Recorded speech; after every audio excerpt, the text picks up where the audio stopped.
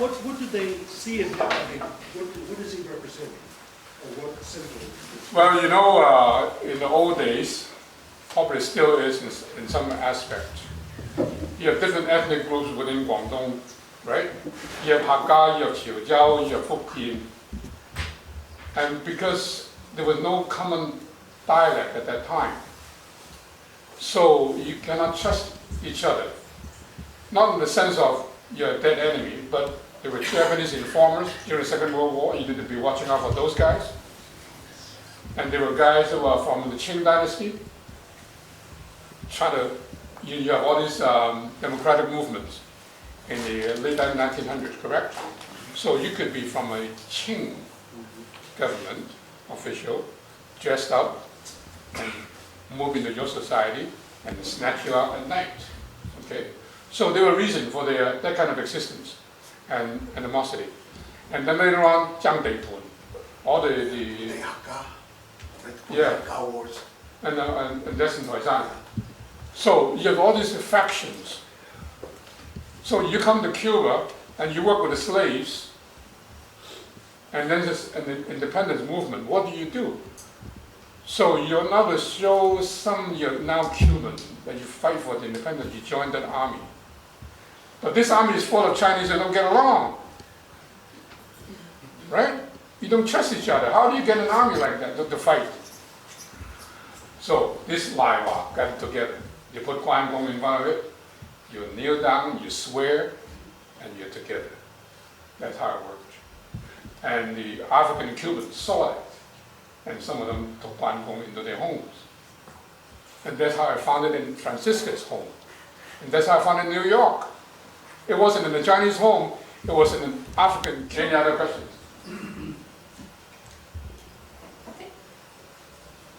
I was in Cuba a couple of times in 12 and connected up with a grandson who's quarter Chinese, and he's Aryan Chang Castan, so he is Chang.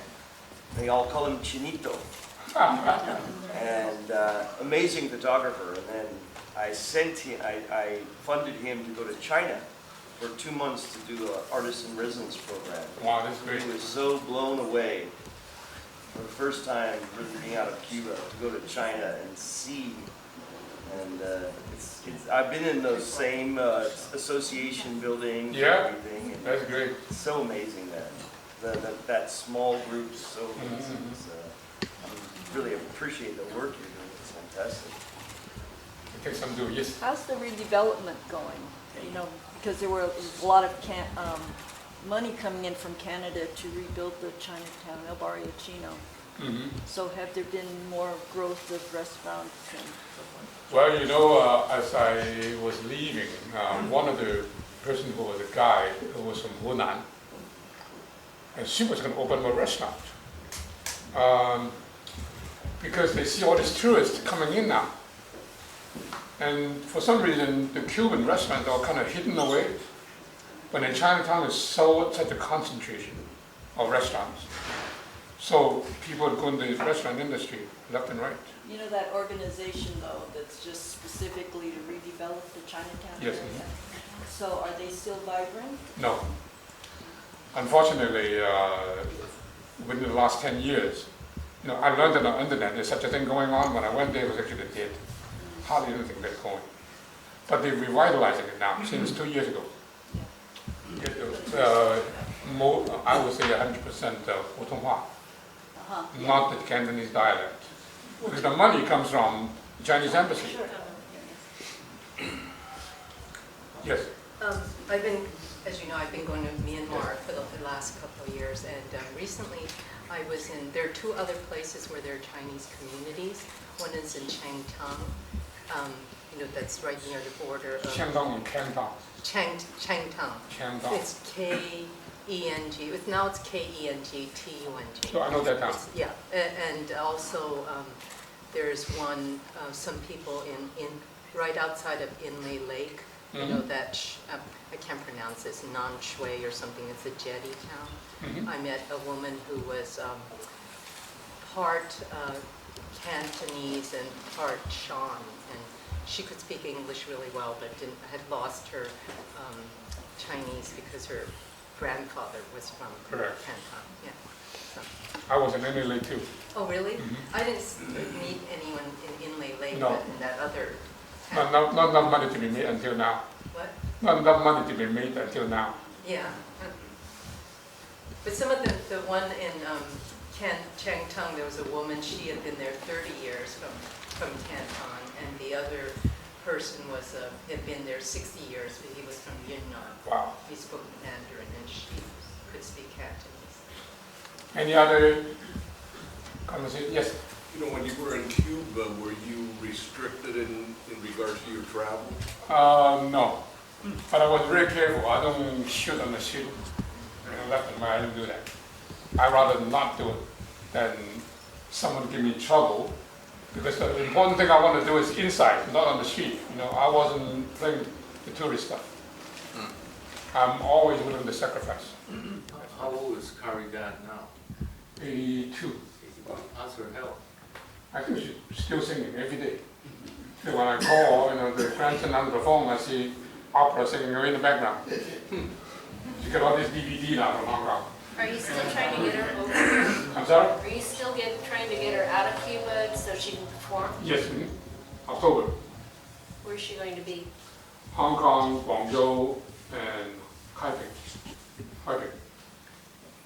Do you know, I know one person who's actually, he's from Cuba, he's Chinese, I've lost contact with him, but he came right when there was a lot of trouble and his parents just sent him here, just put him on a plane, and he, I think he was raised by a missionary family. So I don't know if you know of other stories like that, but I was always impressed. I know very few people from Cuba in the United States. Yeah, I wish I had contact with him. It was very unusual because I met him when I was working at the phone company, and he was like, he looked so Chinese. I'm sure he was pretty much 100% Chinese, but he spoke with English with a Spanish accent. So I always thought, wow, you know. Actually, that's pretty common in the East Coast where I'm from. My maternal grandfather lived in Havana. He was speaking Spanish because he owned one of these Cuban Chinese restaurants over there. You know, and his kids were running. You know, 82 years old. You know, he's crossing the street. He didn't speak English because he spoke Spanish. There's an 82-year-old Chinese guy, and they beat him up in New York City, in NYPD. I don't know. Yeah, there's a lawsuit. Yeah. But see, most people thought like he didn't speak English. They assumed that he speaks Chinese, but he was. I saw the videotape. And he was like he was cursing them back in Spanish. They ought to understand that. Would you like to see more? Yeah. This is from earlier on. You gave a pre-photograph, including like New York, I think, right? Some of your New York pictures, right? That you're showing. Yeah. And you made a comment. You said a lot of people really could sense that you know that, but then it's different for Chinese, different for Asian. You know, in terms of so just comment on Chinese. what you see in The terms of older mental health- generation normally mental shies health away. need and how Shy it's away changed. from that because there's a problem in the language, Chinese language. Sure. When you say mental health, in Cantonese it translates to 神經. And 神經 in Cantonese term would translate to you're crazy. Whereas in the mental health language, it's not. It's not. So you try to get to someone to admit that this person is 神經is really difficult. And then for me to see a doctor to treat me, that's even worse. However, that need is definitely there. Yeah. So there are two photographs of kids playing on the bed with the American dollar on the wall. Uh-huh. I saw that woman taking care of that kid on her lap, one hand driving a car, and the other hand holding the baby on the street, turning corner. Okay? And her husband only come home like once every 2 weeks, working in some restaurant somewhere. So that's a one-room home. So who's gonna? I assume that she didn't speak English. From the way she talks, she didn't seem like she could speak English. So who's gonna help her to seek mental health? Sure. And Chinatown was full of people like that. And I met some Vietnamese Chinese refugees, same thing. They're even in worst case because they cannot write Chinese. They can only speak certain amount of Cantonese, not a whole lot. But there's so much loss from their home, yeah? There's Exactly. broken family, All that changing of values. war, all the chaos, all the nightmares, how do you translate those? So I photographed one family, they were doing this ritual in Kong and Burma, through his cheek. Sure. You know, and the hallways were singing Cantonese opera. Oh, I said, this is a strange place to hear Cantonese opera. So I was actually trying to get into a trance using Cantonese opera. So this is all new to me. I mean, just my eyes are like a lantern looking at this stuff. Before you know it, there's a live chicken. And the guy in Chen was complaining, why'd you give me a black feather chicken? I want a white feather chicken with dark meat. You give me the wrong chicken. Anyway, he wasn't happy. Before you know it, grab the chicken like that. Okay, and pull the head and hold it by the feet and swing around like that, and then I saw the blood coming upon the camera, now shoot again. You know, that kind of mental health healing is all ritualistic. Sure. And they needed that. And nobody else could provide it because they would trust no one. You know, how do you make them a step from the boat inside a mental institution? No way. That gap is so far apart. Do Yes. you want to talk a little bit about your upcoming travels back to Burma and Uh-huh. the research that you learned these folks have? The Burma project is something that I wanted to do. When were you in Burma? 78. He was way ahead of me. I went there in '84. And I knew there were Chinese there, but I couldn't find a single one. They wouldn't speak it. They were just, they've gone through this process, you know, being discriminated. They wouldn't speak Chinese. So I didn't get in, you know, because I only had 1 week. 1 week to travel, that was all you allowed at that time. Went to Mandalay, nobody.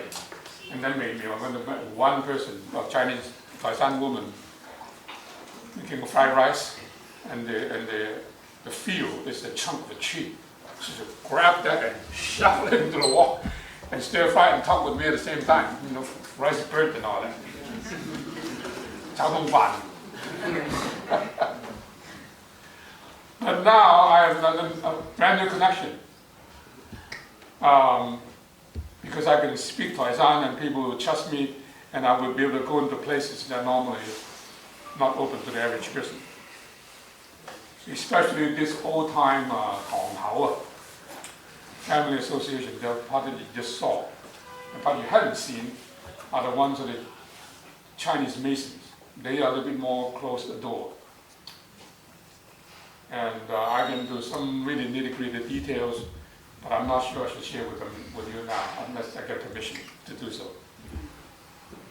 I learned to respect some of these old-timers, that their reason that they don't want to tell you these things. I photographed one of them in a tiny town, a former silver mining town, an old Taiwan woman, and I asked her where she was born. Oh, she said I was born in Burma, 86 years old. And her son would say, Mom, you can tell the truth now. I said, what? Tell the truth. What's hidden? And she thought that she didn't hear anything. She wouldn't say anything. She said, Mom, you can tell now. We're no longer being so hard now around here. You can say it now. So there's something strange here. What is this? What is going on, you know? So it turned out that her father-in-law was a dragon head. The picture in the background. Dragon head of the chariot. The son of Wei. So, and then I talked to the son, oh, you a member? Yeah, I was a member. I was a Chouhai, in different ranks. I said, what do you do? You know, oh, gotta greet people, talk to folks. That means that the common folks are named and they don't tell you exactly what goes on. And then the mother heard it. Hey, change the topic. I knew I was touching on something sensitive. So I left. This is a tiny, tiny little town, 1 block, okay? And I run into things like this. So I need to be more sensitive to this kind of circumstance from now on. Do you think the Chinese are any more discriminated against than any of the other minorities in Myanmar? Because there are so many political things going on and Yes, conflicts. I don't think so. Yeah. The Chinese have economic power. They hired many people to work. Yeah, I just kind of wondered. Actually, many people that I come across really like the Chinese. Unless these are the Chinese from brand new Chinese from China. They're the ones with brass, you know. They're the ones that have been hard to take. Yeah, I have a hard time dealing with them myself. Well, I was told that the new Chinese in Burma were the ones that were actually from Yunnan. Yes. And a lot of them are the Hua minority. Correct. So, and they were, I think they were drug lords. So, but they're making a lot of money in different enterprises that are not. They no longer deal with drugs, supposedly. Yeah. Supposedly they're no longer doing that. Because the amount of tourism in there now, the amount of jade, and they don't need to do that anymore. But they are, the old Chinese are Correct. Respected and are accepted as Exactly. Burmese. They're the ones that power. You know, when you say something, you do it. I just wondered also for Cuba, because you talk about how these people were really sad, and I wonder if a lot of it was because of some real deep discrimination there, or just the loss of a culture. Anyways, I think the Cubans really like the Chinese. Yeah. What? I think they really like the Chinese. They did? Oh, so just, it's just the For loss some of the reason, culture. both cultures have a lot of respect for elders. They remember the elders really well. I don't know what it is, that passion. I think it's really close to Chinese. You know, the instrument, the dida, that was played in San Francisco to Cuba as part of the instrument. So it's just a sadness over loss of a culture because... Lost because they have lost the contact with the people in China. In China, during the Cultural Revolution, you lost all that. So both countries were losing ground of contacts, of real family contacts. You know, 2 generations, it's gone. So in May, I'm taking, you know Pedro Ann? So we're taking him to China. And have found his distant relative. He showed me photographs. This picture taken in 1967. The woman in the picture was holding a rifle. So I used the same picture and I found that village. And so this is a woman. I said, oh, she moved to Guangzhou. The next thing I know, I'm in Guangzhou, found this woman. So I'm going to take Pedro to see him. Is there any evidence of the new China investing in Cuba? I mean, Yes, not in Chinatown. but Not in Chinatown. because there's the Chinese model, or are they looking at China now instead of Russia? I don't know about that part, but when I was driving along the edges and the road, you see a lot of oil. Not exactly refinery, but like testing, whether it's a feasible thing or not, exploration. And I know a few Chinese companies who do not speak a word of Cantonese, and they are doing business. So I think the situation that I know some Chinese trying to break ground. They're like, this is not a place for pioneer in merchandising your products into Cuba. Because they know the Italians and the Spaniards and the Frenchmen there ahead of the Chinese, so they need to make some lost ground, make up some lost ground. I think worthy of mention, besides this other book and yours, of course, Kathleen Lopez has just written a book called Cuban Chinese, and it covers the history of China. She's a professor at Rutgers, and you can get that on Amazon. So the same people that she researched on, Louis, is in the photograph. Yeah. I interviewed her too. I have her up there. How long will you be here in San Francisco? I'm leaving Monday afternoon to Taiwan and then to Hong Kong, then to Myanmar. How high? I'm just stopping here because it's just convenient.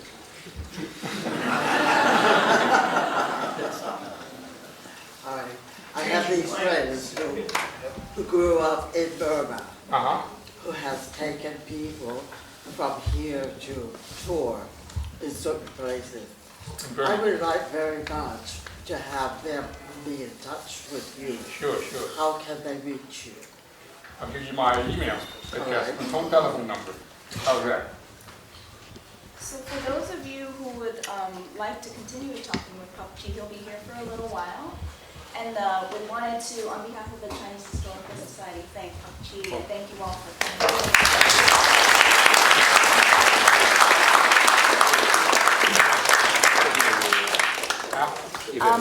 Please feel free to walk around